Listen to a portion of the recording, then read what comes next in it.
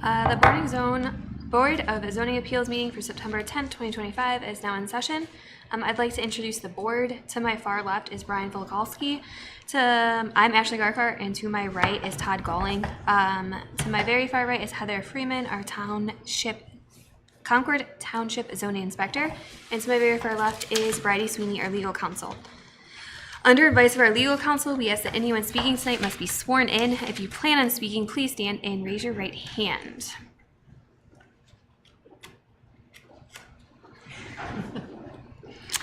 Do you swear that the testimony you're about to give will be the truth, the whole truth, and nothing but the truth? So help me God. If so, say I do.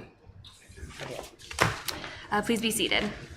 When presenting your case or commenting, please come to the microphone and state your full name and address. Heather, was a legal notice published in a timely manner? Yes, it was. Thank you. Today, we kind of have three variances on our agenda that we'll be discussing.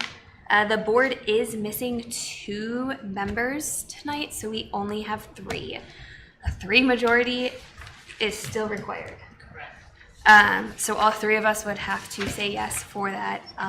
When it comes time to your case, we will give you the option if you'd like to table or if you would like to wait till October. On our agenda for the very first variance application 2025-176 from Andrew Solone. He has had correspondence with Heather and is asked to table it for October. So item 1 will be tabled for October, as well as our third variance application 2025-178 by Freddie Lark. He also had correspondence with Heather and would like to table it till October's meeting. So that leaves us with variance 2025-177. If you'd like to present your case, and first your full name and address. Sure. David Pillar, 7459 Hermitage Road, Concord Township. And then you understand that there are only 3 of us here and you will need a 3-vote yes for your variance. I do. You do have the option to table till October if you would prefer to wait for a more full board. I'll move forward. Okay. Please present your case then. Sure. So what I'd like to explain to you today are, first of all, how we got here, my kind of reasons and rationale for asking for the variance. I did consider some alternatives to my plan, to what I'd like to do so that I wouldn't need the variance. And then I'd also like to explain to you why I don't think there will be any impact to my neighbors in the neighborhood. So those are the 3 things. If I talk too much, tell me to stop. So first of all, how did we get here? My project is to build a shed, and I originally started with wanting a 12 by 16 shed, and I know my paperwork says we landed somewhere smaller. I'll explain why. This is kind of goofy, but what I did was I made templates, the footprint of all the things, my big equipment, lawnmower, snowblower, power generator, that I wanted to put in the shed. And I went out to a place in Mayfield that has a bunch of sheds kind of on display. And I found a 12 by 16, which I originally wanted. I laid my templates out, and it was perfect for me. So I went home, I measured the 10 feet setback, I think, is that the right setback? And then I measured the 16, and what I realized was with that positioning, I would not be able to get a vehicle in my backyard. Can't do it on the other side of my house, wouldn't be able to do it on this side of the house. And in a minute, I'll explain why that's kind of a need for me. So I actually went back out to Mayfield, and I thought, well, I'm gonna have to go with an 8 by 16 to kind of meet the 10-foot setback, and thinking it would meet my need for the equipment. Once I started laying my templates out, I realized this just, I have a big yard, so I have big equipment, and when I started laying out, I would have been walking through, like it just wasn't gonna work for me. So I looked at the 10-foot wide, 10 by 16, and it wasn't what I wanted, but it's gonna work for me. So that's kind of how I landed on the 10-foot. I went back home, did my measuring, and said, this still isn't going to work for me. That's where the variance came in. So I thought if I got the 10 or the 4-foot variance, I could get the 10-foot shed that would meet my need, and yeah, could put it where I wanted, which is kind of close to the driveway. So that's kind of how we got here. So the alternatives that I considered. First, I thought, well, I'll move it to the right some so I could get the car around the other way. And my problem there is over on that side of the house, because our house is located down a hill. We have a grinder pump outside that has to pump waste from the house up to sanitary sewer. Since we're down a hill, and it's right over on that to the right there. And some years ago, I had to have the pump replaced. It's a pretty big pump, and when they replaced it, they had to get a truck back there to lift the pump out and put the existing pump that wasn't working anymore, lift that out and put the new one in. So that's one of the reasons why I can't put it there. So then I considered moving it back some. And when I do that, there's kind of a number of problems that I run into. One is there's riparian constraints back there, which I get because we have a beautiful creek back there that I'd never put anything in front of because it's a very beautiful scene back there.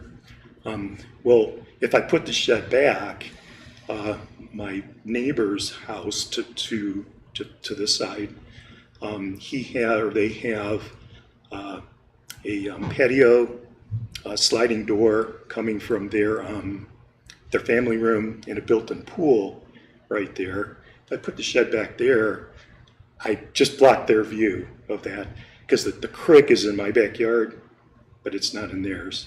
So now I, obstruct their view to that beautiful area, which I'm not going to do. I'm not going to do that.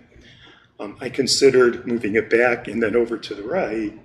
And if I do that, I might have to cut down some trees, which my wife doesn't want me to do. But then the other problem I have is now it's behind my house, our house. So now I obstruct our view of that beautiful view that we have back there. So I feel like I'm, really limited as to where I can put it. I tried to make the 10-foot work for the reasons I gave you, and it just, those things are just, not going to work for me. So the third thing, impact to my neighbors and the neighborhood. So again, the perspective I'm talking from is I'm standing in my driveway. I'm looking at the shed. Our home is right here, and back there is the road. Okay, so across the street from our house and both of my neighbors, nothing there. It's all trees. So there's not homes or people up there that would be able to see the shed. But plus our lot, I don't know if you can see it in the diagram there. We're down where I mentioned that we're downhill, and that kind of blocks the view of some of what's down there. So no impact across the street. As far as people walking by or riding their bikes, like directly behind me this way, there's bushes and brush and trees that would obstruct their view. This way, coming up from this way, the house would obstruct that view. And really the only view from the road would be like right at the end of the driveway and a little bit wider than that. But again, considering that this is going to be down the hill, it's kind of difficult to see. So now we'll go this way. The neighbor on the other side, their home and their deck is completely blocked by our home. So that they won't even be able to see the shed from their home or deck. The only time they'd be able to see it is if they were in the furthest part of their backyard. And we have decent sized yards, so that's, a pretty decent distance away. And from that view or their perspective, I really don't even think they'd be able to notice if it's 6 foot off the property line or 10. That's the neighbors here. Kind of going back this way, that's where the creek is. So across from the creek, there's a wooded area and then a huge hill that goes up. So nothing there. Then directly behind the shed, there is a home there. And this part, they have a 2-story building that's standing there. And then there's arborvitaes, by the way, too, between our yards. That building that they have would prevent them from seeing the shed from their backyard. Their home would be like over this way. And that part of their home is their garage. And the only window that I can see from that part of the house is a hexagonal window. And really the only time I see it is at nighttime. When it's dark, I see a light coming through it. Because with the arborvitaes, you can, we're pretty well blocked. So I don't think there's no impact there. And lastly, I already mentioned kind of the back part of my neighbor's yard, because this is where the shed's going to be closest to. What I talked to my neighbor, and he had no concerns. In fact, what I did for him was, I measured the 6, I measured the 10 by 16, I put stakes in the ground, I put orange line, around those to give him a view of exactly where this is going. And I called him over, showed him what I wanted to do, and I also measured some things about, because he has a big mower too, and he needs the ability to get into his backyard too.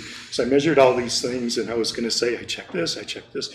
He didn't even ask. He said, I have no problem with what you want to do. And he started asking me, so where'd you get the shed from? How many windows you going to?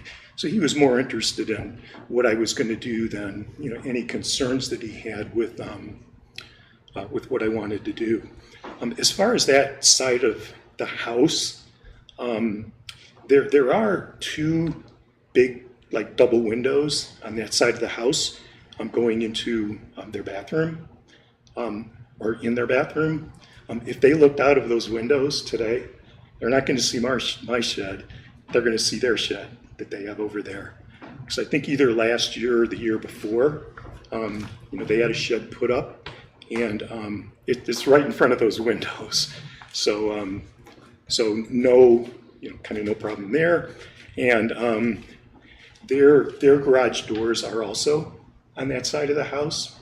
And this was my sign of, I hope this is going to be my lucky day. What I was going to tell you was they do have a man door, and it has a window in it. And I was going to tell you what they would see if they looked out that window. But when I was getting into my car, this is kind of hard to believe, but I swore to tell the truth. When I got in the car to come here, I looked over and I saw a different color door, and I looked, and he replaced the man door, and there's no windows in it anymore. So no problem there. And really, even if they were, they would have only saw part of the shed if they would have looked out, because we have arborvitaes between our yards too. So that's my reasoning, or my path for how we got here, alternatives that I considered, which I would have made work. I can't because of some of the reasons that I gave you, and I don't think it'll have any impact on my neighbors or the neighborhood. Thank you. Be happy to answer any questions that you have. Anyone have any questions for our applicant? So I'm looking at the satellite view. I mean, you mentioned that you couldn't scooch the shed closer to the house. Correct. Because why now? Because there's, so you see where the garage is, and then the house kind of jets back from where the garage area is. Right. You might be able to see that there's in that back corner there's a concrete pad, because the the grinder pump is actually underground. There's a tank there. Right. And there's a cover over its side, and it's pretty big. It's probably So for septic reasons, you can't move it over. kind of. It's not septic. It's the waste from the house goes into that. Right. It's a tank, but since we have sanitary sewer up by the road, there's a pump that pumps it up the hill into the sanitary. And like I said already once, it was some years ago, so it could go bad again. And it was not inexpensive to replace. And if I made it, any more difficult, for them to do. But to better answer your question, they pulled a truck right up to it so they could lift, because it's not, a little pump that you'd have like a sump pump. Right. It's pretty big. So they needed a truck to lift the one that was bad out, and then to lift the new one, down into the tank that's down there. Guys. I don't have any questions. I don't have any questions. Thank you for being so thorough in both your written correspondence and your presentation. It was very easy to follow. Excellent. Thank you. Thank you.